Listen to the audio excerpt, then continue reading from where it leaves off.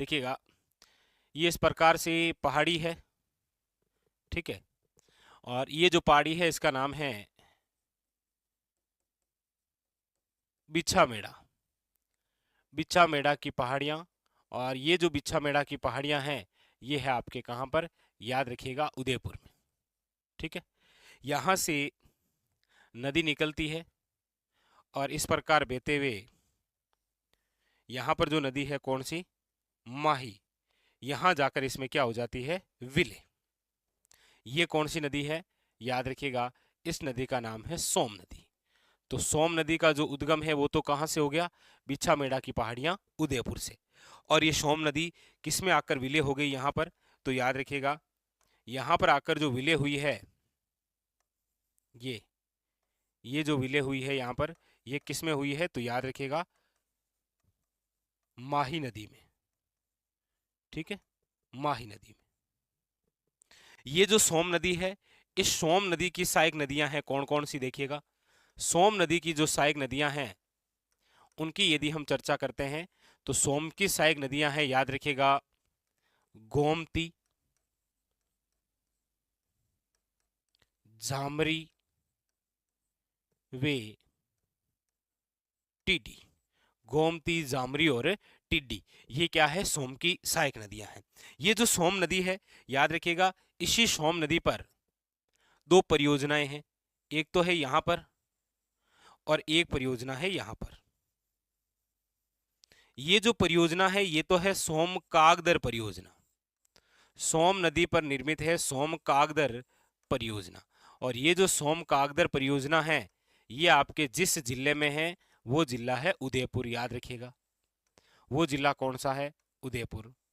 ये जो परियोजना है ये है आपके सोम, कमला और अंबा परियोजना।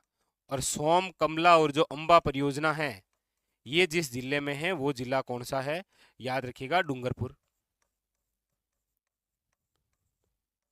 देखिए वापस देखिए कितनी बातें हुई। हम चर्चा कर रहे हैं सोम नदी के बारे में। सोम जो नदी है ये कहां से निकलती है, तो याद रखिएगा बिच्छा मेड़ा की पहाड़ियां उदयपुर, उदयपुर से निकलती है और डूंगरपुर के अंदर जाकर विलय हो जाती है। यानी कि ये जो सोम नदी है इसका जो बहाव है, बहाव क्षेत्र, वो केवल दो ही जिले हैं। इसका जो बहाव क्षेत्र है वो दो ही जिले हैं, एक तो उदयपुर है और एक याद रखिएगा डूंगरपुर है, ठीक है। नदी को बिल्कुल ऐसे सीक्वेंस में पढ़ते हैं। पहले हम कौन सी नदी पढ़ रहे हैं, सोम नदी। तो हमने देखा सोम नदी का उद्गम कहां से है, तो आपने कहा सर इसका जो उद्गम है वो आपके होता है बिच्छा मेड़ा की पहाड़ियां उदयपुर से, ठीक है। दूसरी बात बहाव क्षेत्र, तो बहाव क्षेत्र दो जिलों में है, उदयपुर और डूंगरपुर में।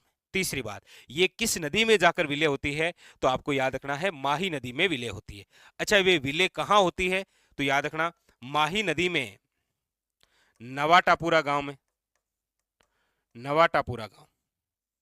और ये नवाटापुरा गांव कहां पर है, तो याद रखिएगा डूंगरपुर। यहां पर आकर क्या होती है, ये विलय होती है, ठीक है। अगली बात है कि सोम नदी की सहायक नदियां कौन सी है, तो याद रखना गोमती, जामरी और टिड्डी इसकी क्या है, स्वयं की सहायक नदियां। अगली बात कि सोम नदी पर कौन कौन सी परियोजनाएं हैं, तो आपको याद रखना है कि एक तो है सोम कागदर परियोजना उदयपुर और एक है सोम कमला अंबा परियोजना कहां पर, याद रखिएगा डूंगरपुर।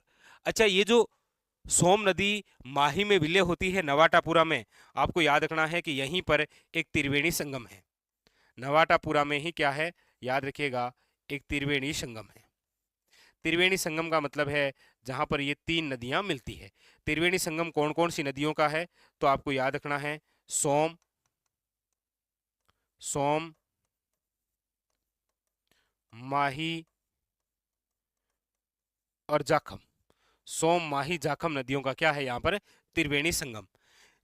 जहां ये त्रिवेणी संगम होता है वहां पर एक धाम भी बनी हुई है, कौन सी, याद रखिएगा बणेश्वर धाम। ये बणेश्वर धाम कहां पर है, तो याद रखिएगा वन लाइनर क्वेश्चन पूछता है कई बार एग्जामिनर, डूंगरपुर में। ये जो बणेश्वर धाम है इसकी स्थापना करने वाले कौन थे, तो याद रखिएगा संत मावजी, संत मावजी।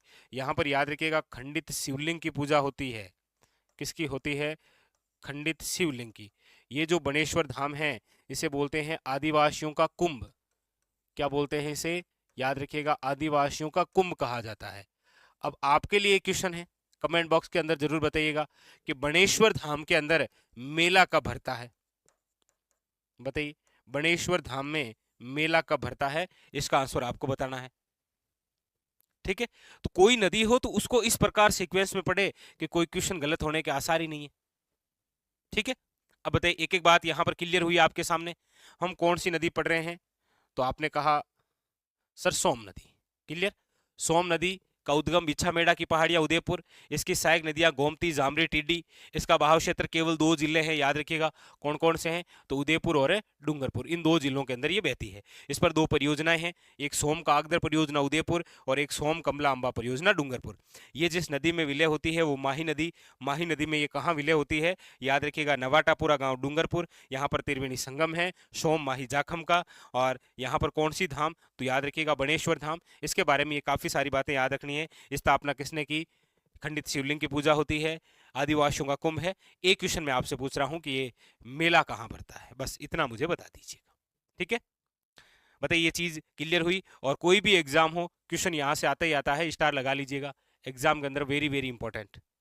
अब वो परियोजना से क्वेश्चन आ सकता है, त्रिवेणी संगम से क्वेश्चन बन सकता है, चाहे जहां से क्वेश्चन बन सकता है, पर क्वेश्चन बनेगा, इसमें कोई डाउट नहीं है। जैसे ये देखिए क्वेश्चन आपके सामने कि निम्नलिखित में से सिंचाई परियोजना कौन सी सही नहीं है, तो देख लीजिएगा सोम कंबा अंबा परियोजना डूंगरपुर, जबकि सोम कागदर राजसमंद में ना होकर कहां पर है,